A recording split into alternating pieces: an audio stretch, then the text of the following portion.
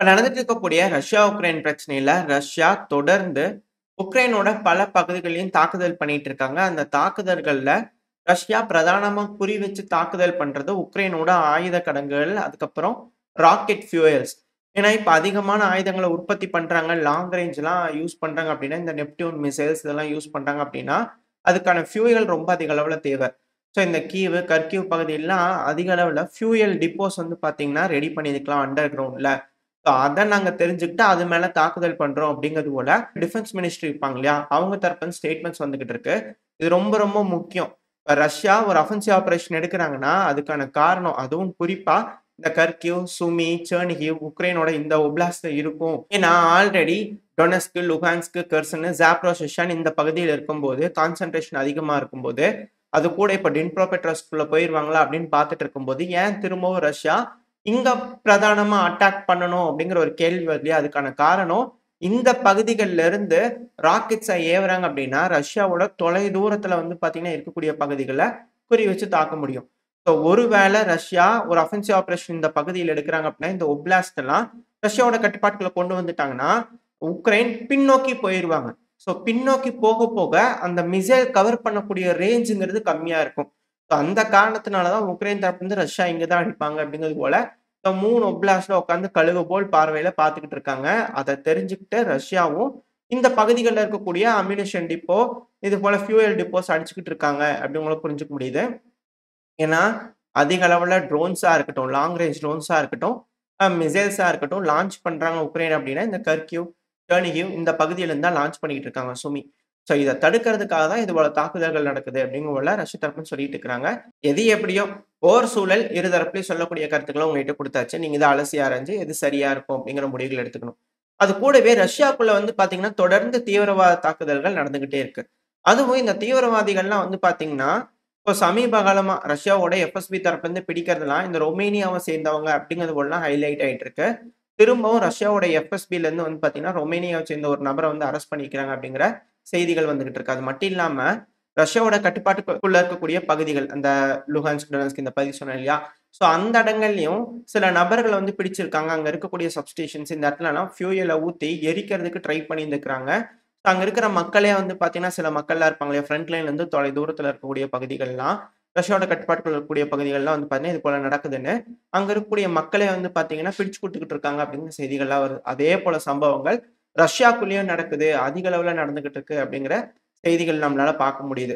So இந்த ரொமேனியாவை சேர்ந்தவர் அப்படிங்கும்போது, இந்த ரொமேனியா எப்படி இந்த ரஷ்யா, உக்ரைன் பிரச்சனையில இதுக்கப்புறம் ஒரு வேளை யூரோப் என்கேஜ் பண்றாங்க அப்படிங்கும்போது, எந்த அளவுக்கு இவங்களோட பங்கு இருக்கும் அப்படிங்கிறத இது போல செய்திகள் வச்சு புரிஞ்சுக்க முடியுது. அது மட்டும் இல்லாம ரஷ்யாக்குள்ள வந்து பார்த்தீங்கன்னா, மாஸ்கோ அப்படிங்கிறது போல சொல்றாங்க. மாஸ்கோவோட உட்பிளாஸ்ட்டா இல்ல மாஸ்கோக்குள்ளயான்றது எக்ஸாக்ட்டா தெரியல. வந்துச்சுன்னா பார்க்க ஆரம்பிக்கலாம். பட் ஆனா ரஷ்யாவோட மீடியாக்கள்லாம் வந்து பார்த்தீங்கன்னா, செய்திகள் வந்துகிட்டு இருக்கு. டெலகிராம் சேனல்ஸ்ல மெயின் ஸ்ட்ரீம் மீடியால வந்துச்சுன்னா அடுத்து பார்க்க ஆரம்பிக்கலாம். ஒரு கார் மிக முக்கியமான ஒரு நபர் டிராவல் பண்ணிட்டு இருக்கும்போது, அந்த கார் வெடிச்சிருக்கு அப்படின்னு கூட சொல்றாங்க. வீட்லயே வந்து பார்த்தீங்கன்னா, ஹோம்மேட் எக்ஸ்ப்ளோசிவ்ஸ்ம்பாங்க இல்லையா? ஸோ அதுபோல எக்ஸ்ப்ளோசிவ்ஸ செஞ்சு கார்ல வச்சிருந்திருக்காங்க. ஸோ அந்த கார் டிராவல் பண்ணும்போது வெடிச்சிருந்திருக்கு அப்படின்னு கூட சொல்றாங்க. ஸோ தீவிரவாதிகள் அதிக அளவுல ரஷ்யாக்குள்ள ஊடுருவி இருக்காங்க. அதுவும் பேச்சுவார்த்தை நடந்துட்டு இருக்கக்கூடிய இந்த இக்கட்டான சூழ்நிலையில இது போல நடந்துட்டு இருக்குன்ற குற்றச்சாட்டுகள் வந்துட்டு இருக்கு. எல்லாத்துக்கும் மேல ட்ரம்ப் அவர்கள் என்ன சொல்லியிருக்கிறார் அப்படின்னா, வரக்கூடிய நாட்கள் ரொம்ப ரொம்ப முக்கியம். வரக்கூடிய அடுத்த சில நாட்கள் ரொம்ப ரொம்ப முக்கியம் பேச்சுவார்த்தைக்கு அப்படிங்கிறத சொல்றாங்க. அத சிதைக்கும் விதமா இது போல கேபிடேஷன் ஸ்ட்ரைக்லாம் பண்றாங்களா? இறந்த நபர் யாரு? என்ன? ஏதுங்கிற தகவல்கள் வரல. வந்துச்சுன்னா அடுத்த பையில பார்க்கலாம். பட் ஆனா இது போல தாக்குதல்கள் நடக்குதுன்னா, பேச்சுவார்த்தை எப்படி வந்து சீரா நடக்கும் அப்படின்ற கேள்விகள் இருக்கு. வெயிட் பண்ணி பார்ப்போம். இரு தரப்புலயும் மாறி மாறி தாக்குதல் பண்ணிக்கிறாங்க அப்படிங்கிறதுல மாற்று கருத்து இல்ல. ஆனா மார்க்கோ ரூபியோ அவர்கள் செக்ரட்டரி ஆஃப் ஸ்டேட் இருக்கார் இல்லையா? அமெரிக்காவோட செக்ரட்டரி ஆஃப் ஸ்டேட். ஸோ அவர் தரப்புல என்ன ஸ்டேட்மெண்ட் சொல்லியிருக்கிறாங்கன்னா, இங்க பாருங்க ரஷ்யாவோ, உக்ரைனோ இந்த டீலுக்கு ஒத்துக்கிட்டு தான் ஆகணும் அப்படிங்கிறதுல அவங்க தரப்புலருந்து தெளிவா இருக்காங்க. ஏன்னா இப்ப அமெரிக்கா வந்து பார்த்தீங்கன்னா, ஒரு டீல ப்ரொப்போஸ் பண்ணி அத ரஷ்யா கிட்ட கொண்டு வந்து குடுத்து, ரஷ்யா அத அக்செப்ட் பண்ணியாச்சு. இப்போ உக்ரைன் வந்து பார்த்தீங்கன்னா, அத அக்செப்ட் பண்ணியிருந்திருக்கணும். ஆனா அவங்க தரப்புலருந்து மாற்றங்கள் கேட்கறதுனால, இப்ப திரும்பவும் அதுல மாற்றங்கள் அமெரிக்கா தரப்புலருந்து பண்றாங்கன்னா, ரஷ்யா அத ஏத்துக்குவாங்களா? அப்ப ரஷ்யாக்கு வேணுங்கிற மாற்றங்கள அதுல செய்ய சொல்லுவாங்க இல்லையா? ஸோ அத திருப்பி உக்ரைனுக்கு கொண்டு போய் குடுத்தோம்னா, இது திரும்பி லூப்லயே போயிட்டு இருக்கும். இது பேச்சுவார்த்தைங்கிறது குடுக்குற டெர்ம் இரு தரப்புலயும் அக்செப்ட் பண்ணிக்கணும். இத நெகோஷியேட்டபிள் கிடையாது அப்படிங்கிற ஒரு பாயிண்ட்ஸ பிக்ஸ் பண்ணியிருந்திருக்கணும். ஆனா இந்த பாயிண்ட்ஸ் அப்படிதான் அமெரிக்கா பிக்ஸ் பண்ணதா நம்புறாங்க. ஆனா உக்ரைன மேற்குலக நாடுகள்லாம் பொறுத்தவரைக்கும் என்ன சொல்றாங்க அப்படின்னா, இல்ல. இது ப்ரோ ரஷ்யன் டீலா இருக்கு அப்படிங்கிறது போல அவங்க தரப்புன்னு சொல்றாங்க. ஆனா இது அப்படி பார்த்தா தெரியல. கரண்ட் ஃப்ரண்ட் லைன்ல அவங்க பிரச்சனைய வந்து ஃப்ரோஸ் பண்ணிக்கலாம் அப்படிங்கிறது போல அப்படியே ஒத்துக்கிறாங்க. ஆனா உக்ரைன் வந்து பார்த்தீங்கன்னா, இப்ப கரண்ட்டா இருக்கிற கான்ஃபிகரேஷன்ல ஒத்துக்க முடியாதுங்க அப்படிங்கிற போல தெளிவா இருக்காங்க. என்ன அழுத்தங்கள் அமெரிக்க தரப்புன்னு தரப்போறாங்க? இப்போதைக்கு அமைதிக்கான விருப்பம் யூரோப்பியன் யூனியனுக்கும், உக்ரைனுக்கு இல்ல அப்படிங்கிறது மட்டும் புரிஞ்சுக்க முடியுது. இந்த சமயத்துல ஜெலன்ஸ்கி அவர்கள் தரப்பு வந்து கொஞ்சம் கொஞ்சமா மெல்ல மெல்லமா உண்மைகள் வெளிய வருதா அப்படின்ற கேள்விகள் இருக்கு. ஏன் அமெரிக்கா இந்த அளவுக்கு அழுத்தங்கள் உக்ரைனுக்கு குடுக்குறாங்க அப்படின்னா, ரஷ்யா ஓகே சொல்ட்டாங்க. உக்ரைனுக்கு குடுக்குறாங்க அப்படின்னா இந்த பேச்சுவார்த்தையில, இதுவரைக்கும் அமெரிக்கா கிளைம் பண்றது 200 பில்லியன் அமெரிக்க டாலர் நாங்க குடுத்துருக்கோன்றாங்க. ஆனா இப்ப திரும்பவும் பத்திரிக்கையாளர் சந்திப்பப்ப ஜெலன்ஸ்கி அவர்கள் என்ன சொல்றாருன்னா, நாங்க 100 மில்லியன் வாங்கியிருக்கோம் அப்படிங்கிற போல சொல்றாரு. மெல்ல மெல்லமா இன்கிரீஸ் பண்றாரு. அதுக்கு முன்னாடி 70 சொல்லியிருந்தாரு. இப்ப 100 சொல்றதுனால பத்திரிக்கையாளரே கேட்டிருந்தாங்க. "என்னங்க இப்ப இப்படி சொன்னீங்க?" "அதெல்லாம் தெரியுங்க. மனக்கணக்கு நான் வச்சிருப்பேன்ல. எனக்குள்ள ஒரு கணக்கு இருக்கு. என் நாட்டுக்கிட்ட கிளியரான டாக்குமெண்ட்ஸ்லாம் இருக்கு. ஆனா என் மனக்கணக்குப்படி 100 கிட்ட இருக்குங்க. அதுல அதிகமா வந்து பார்த்தீங்கன்னா, ஆயுத உதவிகள் தான். ஆனா கடனா கிடையாது. உதவிகள் தான் செஞ்சாங்க. அதெல்லாம் நான் தெளிவா இருக்கேன். குடுத்தாங்க தான். இல்லன்னுலாம் நான் சொல்ல கிடையாது. ஆனா இவ்ளோ தாங்க இருக்கும்." அப்படிங்கிறது போல அ ஜெலன்ஸ்கி அவர்கள் தரப்புன்னு சொல்றாரு. ஆனா 200 பில்லியன் அப்படிங்கிறது போல அமெரிக்க தரப்புன்னு சொல்லிக்கிறாங்க. அது கூட வந்து பார்த்தீங்கன்னா, இது போல மீடியாக்கள்லாம் பார்க்கும்போது, அமெரிக்கர் மத்தியில வந்து பார்த்தீங்கன்னா, கண்டிப்பா கோபங்கள் இருக்கும். இதுக்கு எலான் மஸ்க் அவர்கள் தரப்புல இருந்து கிரிட்டிசைசேஷன்லாம் வந்திருக்கு. இதெல்லாம் எங்க வீட்டு காசு, எங்க மக்கள் சம்பாரிச்ச காசு, எங்களோட மக்களோட வரி பணத்துல வந்த காசு. என்னங்க இப்போ இப்ப குடுத்துருக்கோம். அதுக்கெல்லாம் வந்து ஒரு ஒரு ரூபாய்க்கு கணக்கு வேணும். கரெக்ட்டா கிளியரா இருக்கணும் அக்கவுண்ட்ஸ்லாம். அப்படிங்கிறது போல இவங்க தரப்புல ஸ்டேட்மெண்ட்ஸ் இருக்கு. கொந்தளிச்சுக்கிட்டு இருக்காங்க அமெரிக்கால இருக்கக்கூடிய பணக்காரர்கள் அப்படிங்கலாம் மாற்று கருத்துல மக்களும் அப்படித்தான் இருப்பாங்க. ஏன்னா அவங்களோட பணம் இல்லையா? அவங்க வீட்டு காசு அது. இப்ப இப்படி இருக்கும்போது, உக்ரைனோட ஃபினான்ஸ் மினிஸ்டர் இருப்பாங்க இல்லையா? ஸோ அவங்க தரப்புலருந்து என்ன ஸ்டேட்மெண்ட் வந்திருக்குன்னா, நாங்க இன்னமும் இந்த சப்சாயில் டீல சைன் பண்ண கிடையாது அப்படிங்கிறாங்க. அதாவது மினரல் டீல் வந்து சைன் பண்ண கிடையாது. இப்ப வரைக்கும் கையெழுத்து போடல. அதோட ஒப்புதலுக்கான விஷயங்கள் தான் நடந்துகிட்டு இருக்கே தவிர, சாராம்சம் தான் இப்ப வரைக்கும் பேசிக்கிட்டு இருக்காங்களே தவிர, அந்த டீல இப்ப வரைக்கும் முழுமை பெற வைக்க முடியல. ஏன்னா நெகோசியேஷன் டேபிள்ல இப்போதைக்கு உக்ரைனுக்கு எந்த பாயிண்ட்ஸ் இல்ல. அதனால ரஷ்யா கூடயும் பேசுறதுக்கு ரெடியா இல்ல. அமெரிக்கா கூடயும் பேசுறதுக்கு ரெடியா இல்ல. ஏன்னா அமெரிக்காவோட ஒன்ஸ் அந்த டீல போட்டோம்னா, இதுக்கப்புறம் அவங்க உதவியே பண்ண மாட்டாங்க. ஏன்னா இதுக்கப்புறம் என்ன இருக்குதோ, ஒரு வேள உக்ரைன் வந்து போர செஞ்சு ஜெயிச்சா கூட, எந்த அளவுக்கு பிடிக்கிறாங்களோ, அது எல்லாமே உக்ரைனோட நிலப்பகுதிகள்ல எல்லாமே அமெரிக்காக்கு பங்கு இருக்குன்றது போல தான் டீலு. அந்த காரணத்தினால இப்போதைக்கு சைன் பண்றதுக்கு அவங்களுக்கு விருப்பம் இல்ல போல தெரியுது. ஸோ இத வந்து பார்த்தீங்கன்னா, செக்கா வச்சிருக்காங்க அமெரிக்காக்கு. அதாவது குடுத்த பணம் போச்சு அவ்வளோதான். ஒண்ணு எங்களுக்கு உதவி இந்த போர்ல ஜெயிக்கிறதுக்கான வழிய பாருங்க. அப்படி இல்லையா, நாங்க தோக்குற மாரி நீங்களும் இழந்துருங்க. அப்படிங்கிறதோட செலன்ஸ்கி அவர்கள் டீம் இந்த உக்ரைனோட டீம் இருப்பாங்க இல்லையா, அவங்க இப்ப வரைக்கும் அமெரிக்காக்கு செக் வச்சுக்கிட்டு இருக்காங்களா அப்படின்ற கேள்விகள் இருக்கு.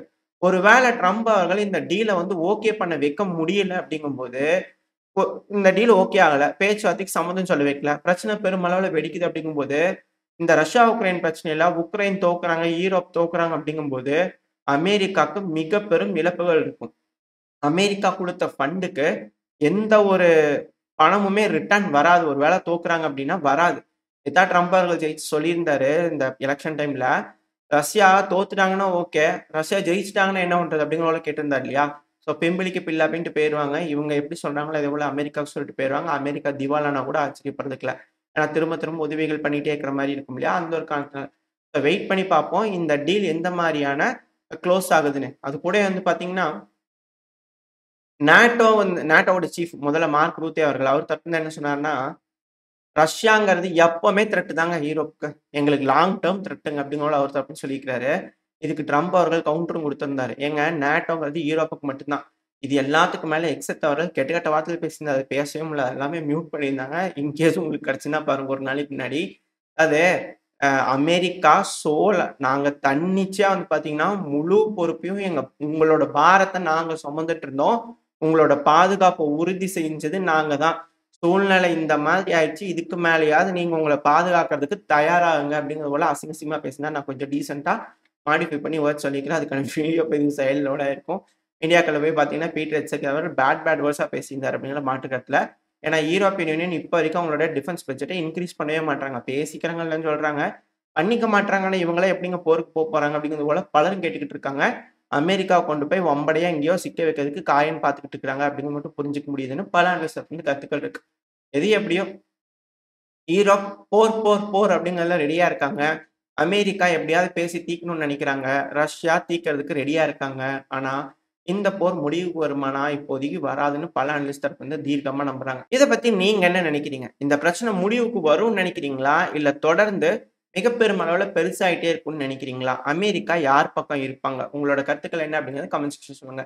ஓரளவுக்கான தகவல்கள் இந்த பதிவுல பார்த்திருப்போம்னு நினைக்கிறேன். இதோட இந்த பதிவை நான் முடிச்சுக்கலாம். இந்த பதிவு எப்படி இருந்துச்சு? உங்களுக்கு பிடிச்சிருக்கா? பிடிச்சுனா லைக் பண்ணிட்டு உங்க ஃப்ரெண்ட்ஸ் அண்ட் ஃபேமிலியோட ஷேர் பண்ணிக்கோங்க. அது கூடவே மறக்காம சேனல் வந்து சப்ஸ்கிரைப் பண்ணலாம். மறக்காம சப்ஸ்கிரைப் பண்ணிக்கோங்க. இந்த பதிவு நல்லா இருக்கும்ன்ற நம்பிக்கையில அடுத்த பதிவுல உங்கள சந்திக்கிறேன். அது வரைக்கும் ஸ்டே சேஃப். பை.